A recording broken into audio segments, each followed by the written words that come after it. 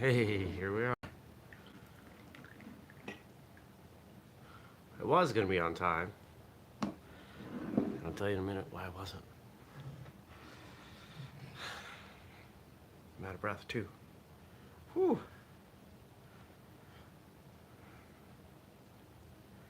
All right. Here we go. In 3, 2, 1. Good morning, everybody. Welcome. Today is Monday, January 13th, 2020. My name is Jeremy, and this is my first cup of coffee. So I was sitting here, I was all ready. It was 6:29, and a notification popped up on my phone. It said, hey, don't forget, you've got to take the trash out. And I went, oh, that's right, because I do that before the show now. So, wearing a robe and boots, I went out to the garage and dragged the trash cans out to the road. And my shins were cold because my robe doesn't cover my shins. And the driveway is a sheet of ice. I don't know what's been going on in the rest of the world weather-wise, but we had a couple days of very warm weather and a lot of rain. So all the snow we had melted and packed, and then last night it got cold. So now it's a block of ice. That is probably not going to go away until spring. And I probably should have dealt with it when it was snow. But I didn't, because I didn't want to. Because I resent snow blowing my driveway. I don't really enjoy doing things I have to do over and over again that are exactly the same, like snow blowing my driveway, brushing my teeth. Why can't I just brush my teeth once and have it last forever? Why do I have to vacuum? I mean, I understand the importance of these things. I understand that I need to do these things, but I feel on some level, once I've done something well once, and it doesn't need to be done better, I don't want to do it again. Good morning, Stacy. And Frank says, I have to take the trash out at work. I tell people I can't trash talk.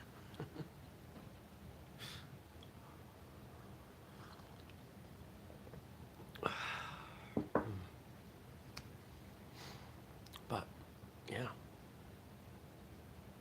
Anyway, the trash is out. I'm here. Wasn't that late. And now the show goes on. Well, I don't know about you. I had a great weekend. I hope you had a wonderful time. So, Friday, I did the show, and then shortly after that, hopped in the car and drove to Montreal.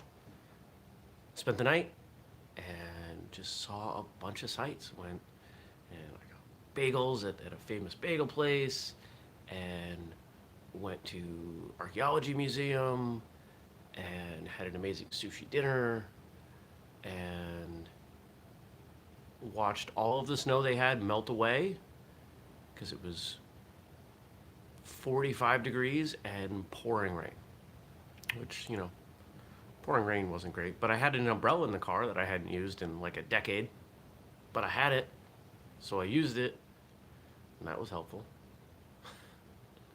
And I realized it's a very small umbrella, and I should probably get a bigger one, but it did the job.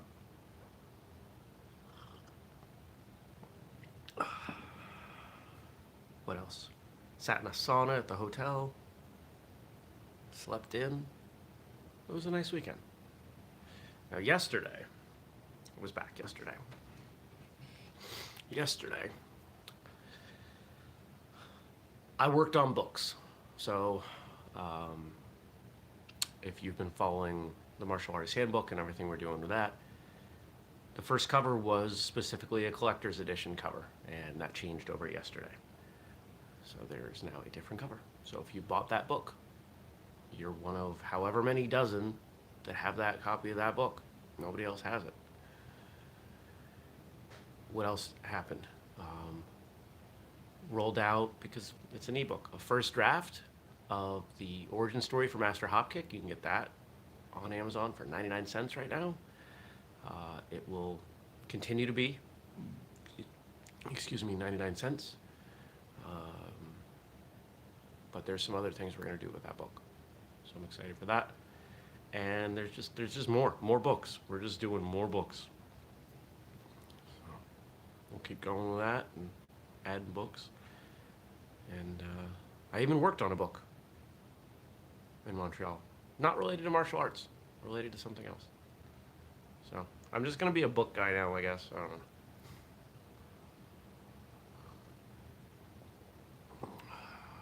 know what's going on today. Lunch with a friend. We have a Martial Journal editors meeting tonight.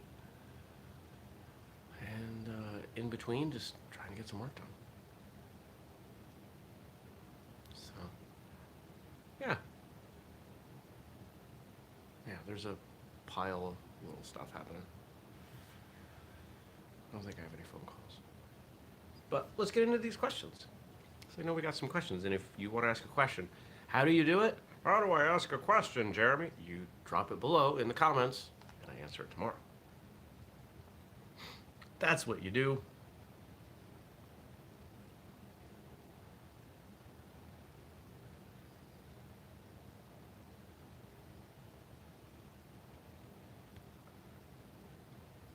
Today, Monday, January 13th, 2020, is Skeptics Day.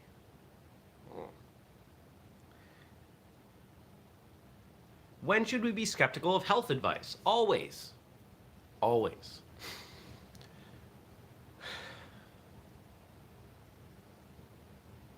There's a line between being skeptical and just flat out not believing things. If you're skeptical, you ask questions. You try to understand. Maybe you do some research on your own. That's a good thing, especially when it comes to health advice. But if you blindly accept what someone tells you simply because of who they are, their standing in life, their profession, then it might not work out well. One of the things I find interesting is that if you look at the statistics on cancer patients, the ones who are skeptical, who ask questions, who are troublesome patients, have better survival rates. And I think you can look at that from a couple different ways. One, they're getting more information, but two, they're committed, they're fighting, and they want information, but they want to know all the information. They don't just want to be told what to do, they want to participate in the process. And I think that's an important distinction.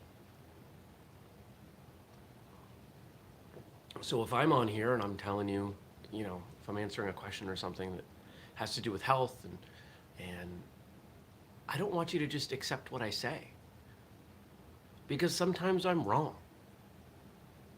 You should take what I say and do some research on it and see if it makes sense to you. And the more important it is, or the more dramatic a shift it would be, the more research you should do. We've really lost that, not so much the skill, but the ability, the desire in our society to validate what other people are saying. If someone tells me something and I say, oh, that's cool, I'm going to go do some research on it, there's a good chance they'll be offended. Whereas if I'm making a point, and I don't do this very often because it feels like a waste of time, but if I'm on social media and someone says something and I say something else and I have information to back it up, I don't link to it. I don't post it because I don't need to convince myself, and I don't care if I convince them. I always encourage people, no, go do the research. Sometimes I'll post something that is research driven, and if it's something simple, or especially if it's something that kind of flies in the face of what others might believe, I encourage them to do their own research. Because I don't want you to just take what I say as gospel. That's silly. Because that breeds blind faith, and no one should have blind faith in anyone. It's not healthy. Frank comments, critical thinking. Yeah, The idea of critical thinking is just so lost. I don't know. So yes, be skeptical of medical advice.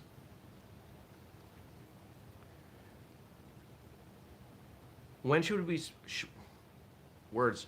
When should we be skeptical of what martial artists tell us? Depends on the setting. If it's in a class setting, definitely not during class. If it's something like this,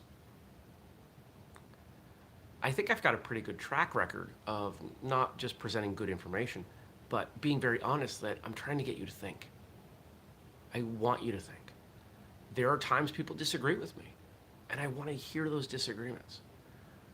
I want to engage in that conversation because that's how I learn. That's how I get better. I spend a lot of time reading and listening to podcasts and researching. I can't do it more. So when something comes up and I'm wrong, and you point out that I'm wrong, great, I have an opportunity to learn. If it's in the context of training, I love getting into those conversations. I love debating the effectiveness of a movement. Let's say we're working a combination, and this happens with high-level groups that I'm part of. We're working a combination, and we've done a bunch of repetitions, and I point out, hey, after the third move, instead of going to this, what if we go to this because of reason X, Y, Z? And I know when it's appropriate to ask that question or to offer that suggestion. And there are some groups I never even make that suggestion because that's not what it's about. But other groups, oftentimes we'll pivot and say, oh, okay, some people will like the suggestion because of one reason, others will like the original because of other reasons, and we have the opportunity to discuss, maybe even debate the value of one versus the other, and we all learn in the process. So I think there's a healthy level of skepticism that comes through in everything that we do in the arts, and I think it's important. Because if you're not questioning what is being shared with you, you're not thinking for yourself. You're simply accepting what's being given to you and repeating it. And that's not how you make something your own.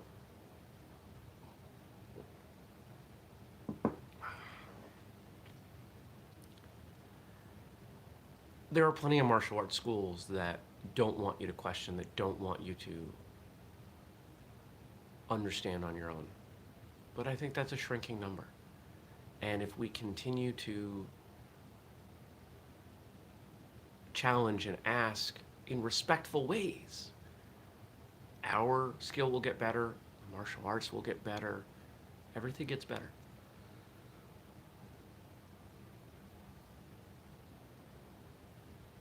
See, I'm glad I did bring the trash out because there goes the garbage truck. I would have had to run out and do it. So, hey.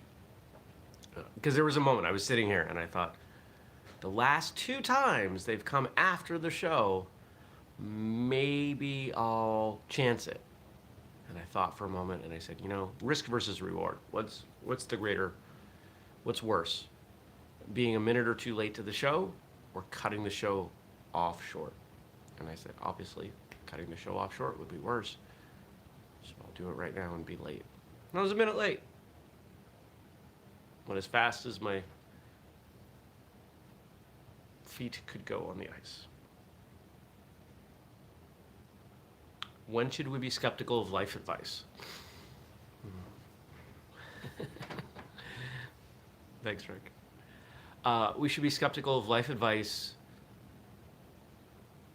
primarily when it's from people who have not taken that advice to heart themselves. So I wrote a post years ago on Facebook that I reshare periodically that will get some people really up in arms. Don't take money advice from a poor person. Don't take exercise advice from an overweight person. Um, there were a bunch of examples, but bottom line, if the person that you are, or don't take business advice from someone who's never been in business.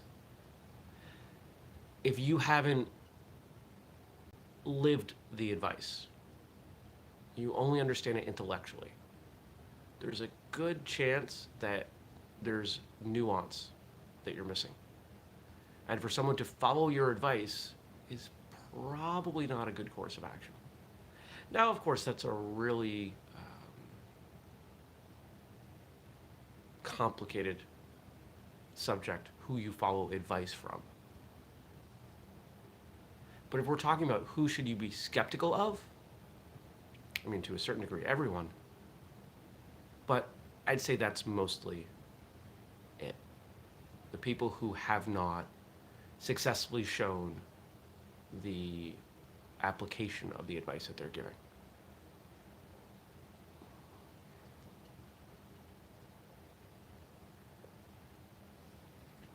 Because how do you know?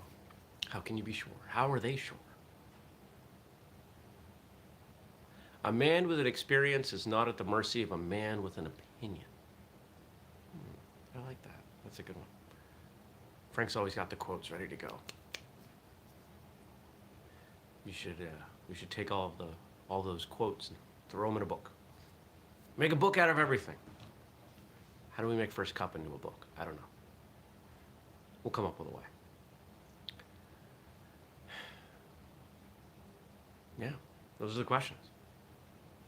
Those are my thoughts. Now, I'll give you homework in a moment. So let's wind this thing down. Don't forget, we do this show every weekday. Oh, do we have an episode? It's Monday. We should have an episode. Let's see what's going on. Before I send you away, what episode we got? Oh, yeah. Mr. Jason Davis. So, if you check out any of the places that you can get martial arts radio, you will see an episode with Mr. Jason Davis, one of the few people we have had on the show as a martial artist who does not have a black belt. Why? Because we brought him on for the work that he's doing in the martial arts. Mr. Jason Davis is a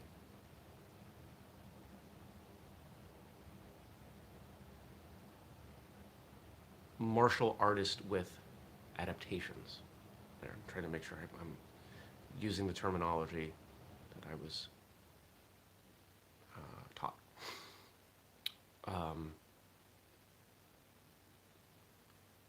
He's a person who was born with, in his words, a disability,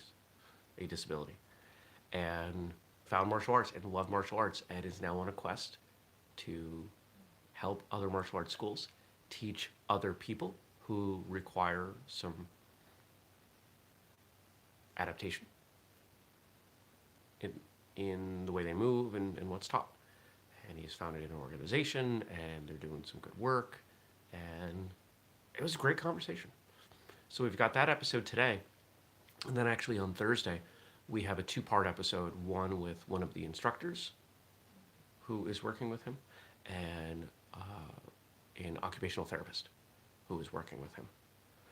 And so we're hitting this subject from a bunch of different angles this week, and whether or not you are an instructor or a school owner, it's a good conversation. Because the way most people have to struggle to get better in martial arts, this is a whole different type of struggle. So check that out here on YouTube or in your podcast subscription feed. Don't forget, we do this show every weekday morning, 6:30 a.m. Eastern, here on YouTube. Catch you later in a bunch of other places. If you want to ask a question, drop it below, or if you're listening in audio form, email me, jeremy@whistlekick.com, and we'll get that question out. And now, for your homework. Being skeptical is good. But there's a point where being overly skeptical filters out a lot of good information. and frustrates the people around you. So your homework today is to take stock of the level of skepticism you employ as well as the others around you. And I want you to notice how it impacts your life and their lives and conversations and relationships. Should you be more skeptical? Should you be less skeptical? Now, it's always a sliding scale, and it depends on who you're talking to and what the subject is. But I want you to be aware of that skepticism. That's it. I hope you have a fantastic day. I will see you back here tomorrow. Take care.